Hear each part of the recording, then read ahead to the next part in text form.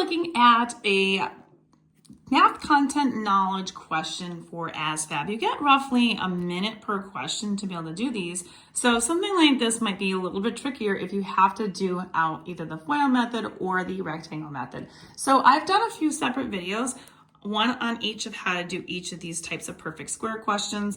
So basically what I'm going to do is kind of show you and walk you through what's going to happen with this in a quicker manner.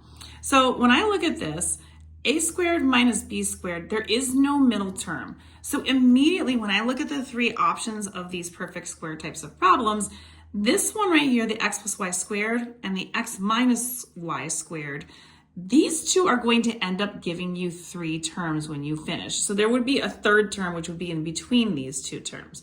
So you'd have an a squared, maybe like an x, or sorry, not an x, but like an a, b in the middle, and then that b squared. So because these two are not possibilities because they would have three terms and this one only has two terms, when you look at your choices for answers, the first two are automatically going to be eliminated because that's not going to happen. So those are gone, and you're going to have that third term missing. So again, that middle term would be missing. So when you have something that's set up like this, where you have this squared, and there's a minus sign in between, that is a setup that looks like this, where you have x plus y and x minus y.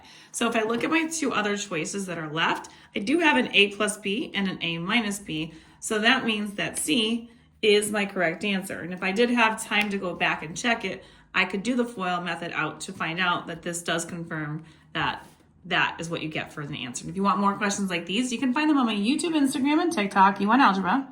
You can locate these in my ASVAB playlist, but I also will have more of these in my quadratic functions playlist. Don't forget, like, share, and follow for more.